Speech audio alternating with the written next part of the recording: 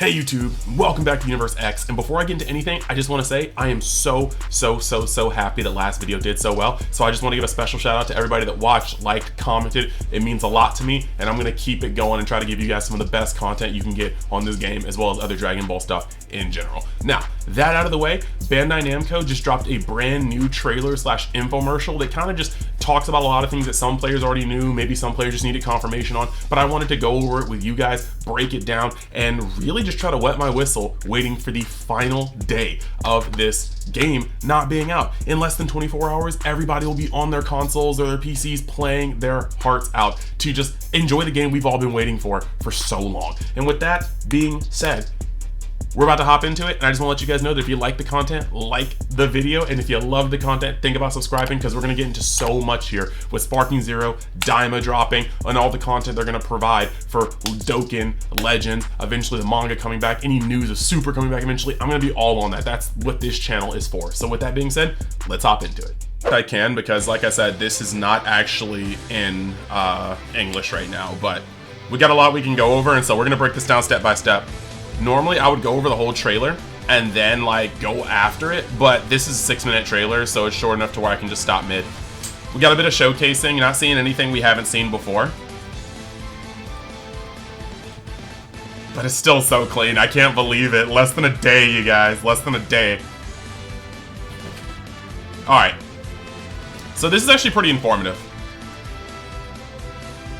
They're just gonna break down some of the things. You can see the rush attacks, and you can see how some characters just don't have ki, like Hercule's throwing the rocks. But like I said, I'm going to be breaking down what I can from here, because some of their intent is very clear, and some of their intent is Japanese, and I can't understand it.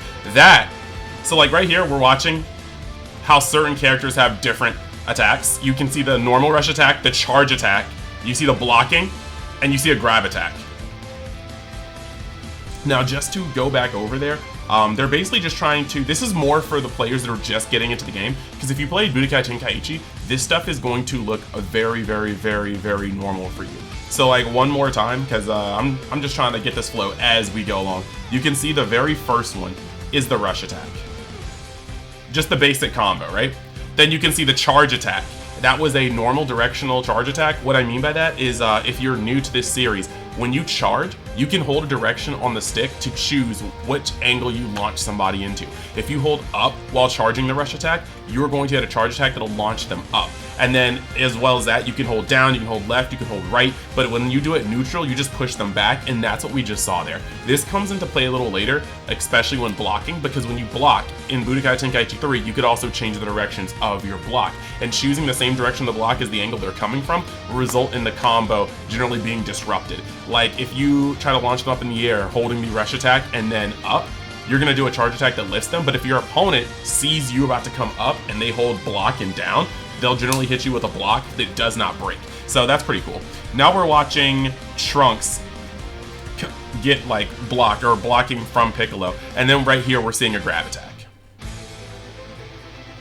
So yeah, that's pretty cool. Now we're actually seeing some rush combos, and the things that they're just kind of talking about here, from what I can hear, is that you have different combo strings. Square, well, I'm talking about PlayStation controllers, sorry, because that's where I'm from.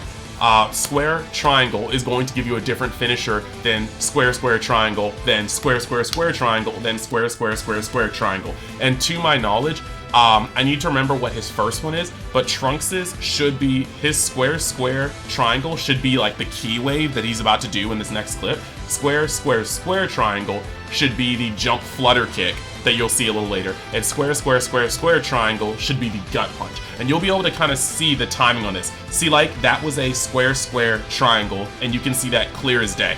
There's gonna be a little bit of rewinding in this video, so I hope you guys don't mind. But square triangle, and that can be charged for most characters that can use that. So that's just the combo string right there for you guys that may not be aware. And then you got some pursuits. But next you're gonna see square, and a little stun right there. Square. Yeah, you can see that. So you see those, like, you can see those. And now you can see a character that's speed and how he hits more. Now they're going to be moving on into a movement, right? And right now, this is just like the basic forms of movement. This is just him hitting his like short dashes, it looks like. You got jumping and flying. You got ki dashing, dragon rushing, depending on how what you want to call it. And then this is just kind of showing them all transitioning. You got your normal basic movement into your dash movement. You can use it to dodge Ki Blast. And now we're gonna go talking about no more Ki Blast. This is just the normal like Ki Blast attack. You're just using the, in PlayStation's case, circle button to lob Ki Blasts. But now we're gonna swap over to you charging it. Just like you can with the rush attack, you can either tap it multiple times for multiple hits, or you can hold it down for a charged up blast, which you see right here. On the flip side, these blasts can be blocked, deflected, and reflected, all based on the timing. When you hold down the block button, you're able to block these Ki Blasts. When you hold down the block button in a directional, you are generally able to knock them side to side, deflect them. But when you press the block button at the exact moment that you need to, you generally can knock them back. So you're gonna see the charge, and then you're going to move over into the next clip, which is going to show the Ki Blast being deflected, right? But then you're gonna see right here the Ki Blast being able to be reflected back once it's charged. This is how you play tennis. If you guys remember those days where you and your friends thought it was so cool just to block these back and see how long you can get that back and forth chain going, that's what that is. Now, this next spot here is just basically trying to showcase that every character could have a potentially different charge attack. You have Majin Buu, Kid Buu, Pure Buu, if you want to just like not really go with the dub there, who did a big orb when he charged up his Ki Blast. Meanwhile, Gogeta has a very, very, very iconic clip from his own animations where he charges those up and he shoots those up. We remember that against the final leg of, you know, full power Super Saiyan Broly. So you can have his charge attack, right? But it goes even further than that. You see Buu's, and that's his orb. Now look at Tapion. Tapion has a sword, and so his charge attack, his charged Ki Blast looks even different. It's a slash. So that's just going to show you that it's not as copy-paste as what people are saying. Haters of this game are always going to come out and be like, oh, it's copy-pasta, there's shadow characters. They went a lot out of their way to try to make the characters feel more unique, because realistically with Tenkaichi, even though for the most part, most of us Dragon Ball fans did not care, that was probably the only thing you could demerit the game on, which is how many characters had full power energy wave, how many characters had energy volley, so how many characters had super explosive waves. But as you guys have seen, if you haven't, I've rated all of the ultimate attacks that we were getting spoiled on. There are some missing that just didn't have footage on from the content creators, but they've gotten explosive wave in this game many, many times without it looking like the same animation. They even have like full power energy waves. Like check out Zarbon's ultimate. That does not look like a normal full power energy wave. Broly has full power energy wave on almost every character and it looks different. So they're really going in on making every character feel unique. Now we're gonna start talking about the ways you can like pursue. As you can see right here, Super Saiyan 4 Goku just knocks Super Saiyan Vegeta back and just use the using the Dragon Dash essentially to pursue him. That's a straightforward head-on way to charge and continue the combo after a knockback, right? Then you can get this next one where he knocks him back, but then you have, I'm sorry for forgetting the correct terminology, but it's basically like a double tap of the dash button where he's not going to attack him from the front, he's going to dash around him from the back. And you can see it started off as a normal dash, and then when the input was put on, it swerved around to be able to catch him from behind. Which is always like cool stylistic, but it is also just like you can switch it up because back blocking is a thing, and if you switch up the angle, your opponent does have to get a little swiftier on the ways they're trying to guard you. Now here we're gonna see another type of pursuit, which is the Vanish Pursuit. You had the dash pursuits, and this is the Vanish Pursuit. You see the knock away, the teleport, the teleporting behind them to extend the combo, and then here you have another form of Vanishing Pursuit, but this normally ends the combo, except for the fact that in this game, you're not safe if you're on the floor. So previously, hitting this one would kind of end the combo in most cases, but here, hitting this can potentially set them up for a Ki Blast while they're trying to get up off the floor. Now we're talking about the counters. You can see right here, Android 16 vanishing out of a play to be able to turn the tables and reverse the flow of that combo, right? And then you have this. This is the one thing I'm not quite sure about. I'm sorry, guys. I know one of you guys will correct me in the comments, so I'm happy to hear it. I'm always happy to learn more. But right here, he recovered, it looks like, just from the Ki Blast, because it definitely looks like he got hit and then hit the recovery. But yeah, this one is just like, I don't want to talk out of my ass. If I don't know what something is, you guys will be told that I don't know what it is. But it looks like that was just a recovery from getting hit with the Ki Blast. Followed here, this looks like Perception. you can actually see the whole screen kind of desaturates. He hits the block stance, and Bergamo is knocked back. And then you're able to have the counter in. So that's the perception counter. And then this looks to be perception for Ki Blast. So that's actually pretty cool. Actually, I think perception, you knock the blast away. So that one a little different. That might be, I think that is perception though. But you can see right here,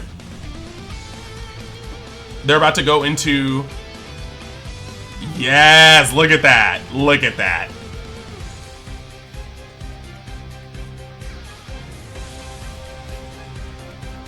Now we're just kind of watching how you can have like a little bit of a vanish step in this game to switch it up with your opponent. There's going to be a lot of ways to break people's ankles in this game, so please be wary.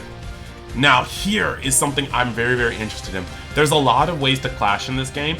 Some of them are very, very similar to before, but one thing that they did add was the grab clash. This was not in any other game as far as I know so far, and I played a lot of them. I played a lot of them. But the grab clash is cool because instead of just both people trying to grab and there being like a little get off me like in most fighting games, they're going to give a classic Dragon Ball-esque clash where you grip hands and you have a power struggle. And this is so amazing. It's something simple, but it's just so cool just to be able to have that next level of immersion. And now you've got the normal like attack clashes, the rush classes. That looks like that happens like via just rush attacks, something to do with that. Whereas this is the traditional, more traditional clash when two rush attacks, like special rush attacks meet.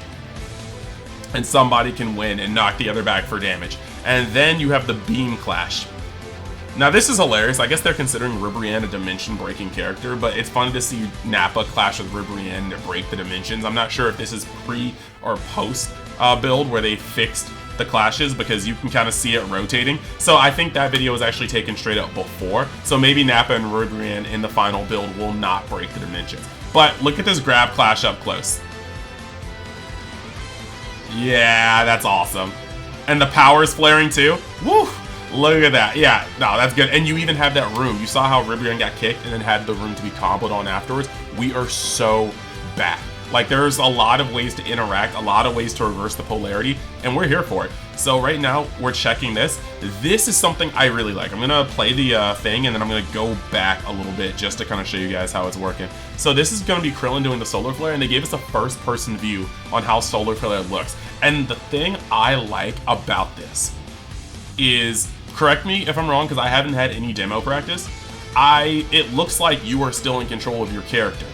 And what that means is, with a sharp enough eye, and maybe potentially perception of how your opponent has been playing earlier in the match, how they like to advance towards you, how they like to close the distance, you still may be able to fight your opponent while solar flare. The details, the tells as in like which direction they're hitting a charge attack from, like how they're about to attack you, if they're going in for a grab, these things may be the things that are harder to tell. But tell me what you guys think. Look at this. Yep. So it looks like you can't lock on during solar flare. Now, what my question is here is if you can still block. Because that's the idle animation for you don't know where your opponent is. But if you can still block and activate things like Sonic Sway, there is a chance that even while blinded, you'll be able to fight your opponent. And if that is the case, I am so, like, there's going to be so many layers of skill in this game that were not in the previous Tenkaichi series. Like, look at this. That is so cool that you can still see TN, it's just much harder. And I'm sure he's saying all sorts of things that I can't understand, so I apologize for any details I'm missing. I'm just going off of this myself. Alright, so now we have sparking mode. For you guys that don't understand, that mode, this is the mode where you charge past your max ki, and in this mode you have a lot of cool things. In sparking mode, many characters do gain super armor, if I remember correctly, but on top of that, meaning they don't flinch when you hit them with normal rush attacks. On top of that, they can almost combo infinitely if you do not disrupt it. So if you're blocking, they can kind of combo infinitely on that block until they throw in a move that crushes your block. But now that we have revenge counter, perception, we're going to be a lot better at disrupting this. So somebody hitting you with sparking mode and you taking the first attack will not resolve in you getting their entire sparking mode key bar comboed on your face before they use the last sliver to use their ultimate attack. So that's pretty cool. But in that mode, you can use your ultimate attack and you can be in this state until you run into the sparking mode. So we're seeing kind of that right there. But like I said, there's a lot more counterplay in this game to stop you from getting completely comboed out right here.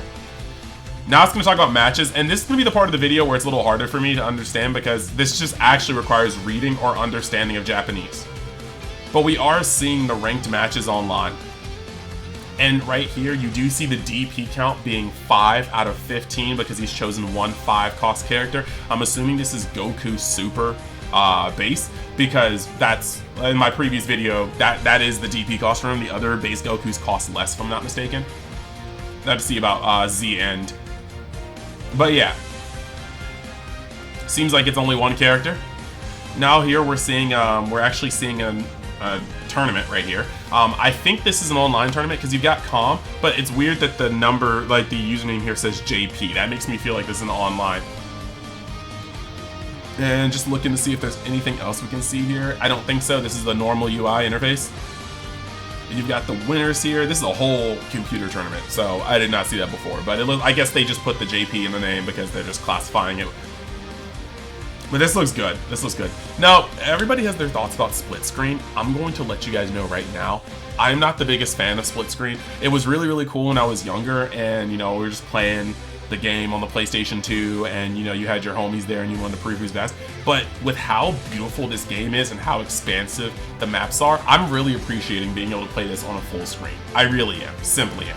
And so I see myself playing this over Discord with the homies more than I will see myself playing this in person. Like, if we do play it in person, it'll be nice to have this. But even in that sense, I may just ask a homie to bring over his own PlayStation, and then we'll just play on different TVs in the same setting. We'll move some stuff around because it'll be cool to chill, have your snacks, drink, you know, have your bragging rights. But I think that honestly, the split screen takes away from some of the beauty of this game. Nostalgia be darned, you know. It's cool that we have it though. And then this is the hyperbolic time chamber. As you guys know, split screen was apparently not originally in the game, and they added it in very late. But doing so, they could only add it in during this one level, which is a hyperbolic time chamber. As you can see, since it really only has a singular world, or singular like home in the back, and then the rest of it's blank space, it's probably the easiest for them to just add into the game at a moment's notice. Who knows if this will be patched later? We will see. And then this is episodes customs. We talked about this a lot. I've been super excited. So episode battle is going to be the story mode, right? And this is a random thought, guys. But is anybody else kind of weirded out that Goku Black story mode is not Zamasu story mode? Like, they could have made the fight a lot cooler, I think, if they started off with Zamasu facing Goku, and then that having him be like, oh man, I need to steal this guy's body. You know what I mean? Like, I think they could have done... I think it should have been Zamasu's story mode. That's just me. But this is going to be the story mode. You play through everybody's story. Obviously, Goku would have the longest story mode. I think Gohan, unless they start Gohan when he's an adult, because he is here as an adult. Unless they start Gohan as an adult, I think he would have the second longest story mode, because he would have the Sand Saga all the way to the present, essentially. Very few times where he'd be missing, like the Future Saga and Super. Vegeta probably has just as many fights as Goku, pretty much. Though they have a lot of important fights to go off of. Trunks' story mode has a lot to go off too. I haven't gone into story mode online because I don't want spoilers for myself when it comes to that. But if they start him off in the Future Saga, like fighting Mecha Frieza, he easily is going to have a lot of fights. So I would honestly say you're looking at Goku and Vegeta having the most fights, with Goku pulling ahead, followed by either Gohan or Trunks. And then after that, you've probably got Piccolo, Frieza, Goku Black, and then Jiren with the least fights because he's really only here for one season. So that looks pretty tight. Right now, they're just showing some of the cutscenes right here.